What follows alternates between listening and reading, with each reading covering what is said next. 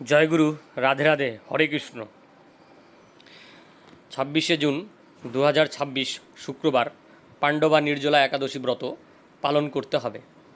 জ্যৈষ্ঠ মাসের শুক্লপক্ষের একাদশী পাণ্ডবা নির্জলা একাদশী নামে পরিচিত।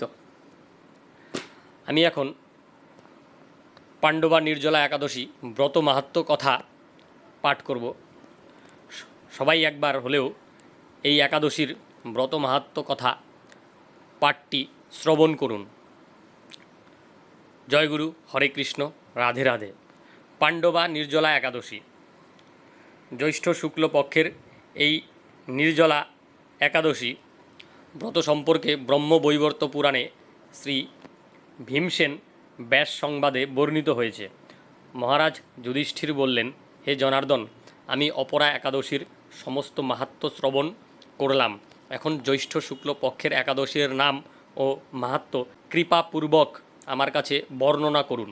শ্রীকৃষ্ণ বললেন, এই একাদশীর কথা মহর্ষি ব্যাসদেব বর্ণনা করবেন, কেননা তিনি সর্বশাস্ত্রের অর্থ ও তত্ত্ব পূর্ণরূপে জানেন। রাজা যুধিষ্ঠির ব্যাসদেবকে বললেন, হে মহর্ষি দ্বৈপায়ন, আমি মানুষের লৌকিক ধর্ম এবং জ্ঞানকাণ্ডের বিষয়ে অনেক শ্রবণ করেছি। আপনি যথাযথভাবে ভক্তি বিষয়নী কিছু ধর্মকথা এখন আমায় বর্ণনা করুন।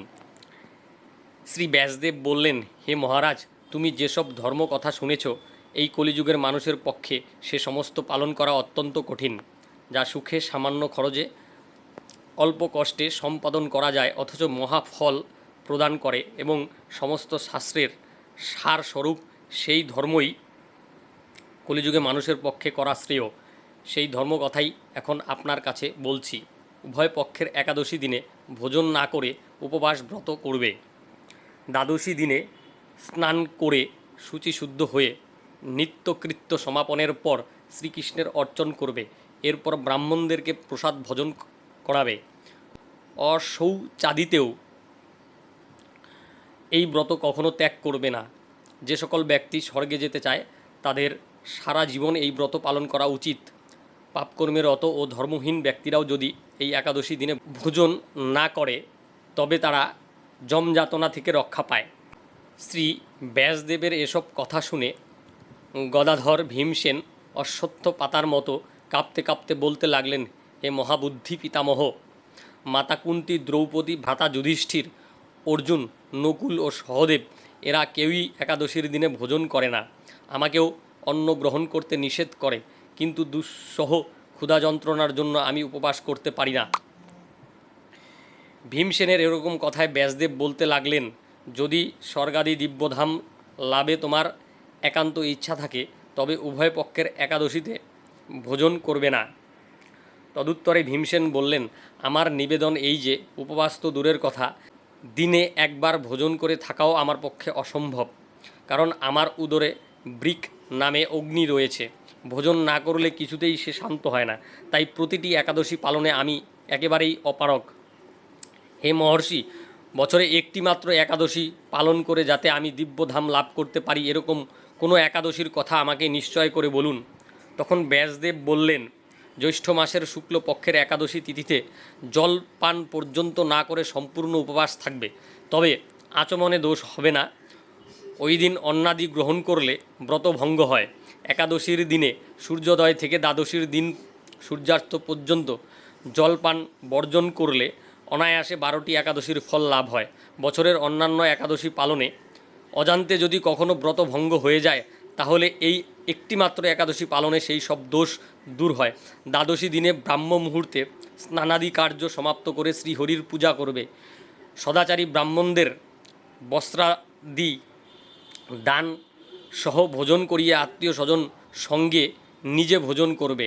এরূপ একাদশী ব্রত পালনে যে প্রকার পুণ্য সঞ্চিত হয় এখন তা শ্রবণ করো। সারা বছরের সমস্ত একাদশীর ফলই এই একটিমাত্র ব্রত উপবাসে লাভ করা যায়। শঙ্খ, চক্র, গদা পদ্মধারী ভগবান শ্রীকৃষ্ণ আমাকে বলেছেন, বৈদিক ও লৌকিক সমস্ত ধর্ম পরিত্যাগ করে যারা একমাত্র আমার শরণাপন্ন হয়ে এই নির্জলা একাদশী ব্রত পালন করে তারা সর্বপাপ মুক্ত হয়। বিশেষত কলিযুগে ধন সম্পদ দানের মাধ্যমে সদ্গতি বা স্মার্ত সংস্কারের মাধ্যমেও যথার্থ কল্যাণ লাভ হয় না। কলিযুগে দ্রব্য শুদ্ধি নেই, কলিতে শাস্ত্রোক্ত সংস্কার বিশুদ্ধ হয় না, তাই বৈদিক ধর্ম কখনো সুসম্পন্ন হতে পারে না। হে ভীমসেন, তোমাকে বহু কথা বলার আর প্রয়োজন কি? তুমি উভয় পক্ষের একাদশীতে ভোজন করবে না। যদি তাতে অসমর্থ হও তবে জ্যৈষ্ঠ মাসের শুক্লপক্ষের একাদশীতে অবশ্যই নির্জলা উপবাস করবে। এই একাদশী ব্রত ধনধান্য ও পুণ্যদায়িনী। যমদূতগণ এই ব্রত পালনকারীকে মৃত্যুর পরও স্পর্শ করতে পারে না। পক্ষান্তরে বিষ্ণুদূতগণ তাকে বিষ্ণুলোকে নিয়ে যান। শ্রী ভীমসেন ওই দিন নির্জলা একাদশী পালন করতে থাকায় এই একাদশী পাণ্ডবা নির্জলা বা ভীমসেনী একাদশী নামে প্রসিদ্ধ হয়েছে। এই নির্জলা একাদশীতে পবিত্র তীর্থে স্নান, দান, জপ, কীর্তন ইত্যাদি যা কিছু মানুষ করে তা অক্ষয় হয়ে যায়। যে ব্যক্তি ভক্তি সহকারে এই একাদশী ব্রত মাহাত্ম্য পাঠ বা শ্রবণ করেন তিনি বৈকুণ্ঠ ধাম প্রাপ্ত হন। ইতি পাণ্ডবা নির্জলা একাদশী ব্রতকথা এখানেই সমাপ্ত হলো। জয় গুরু, হরে কৃষ্ণ, রাধে রাধে।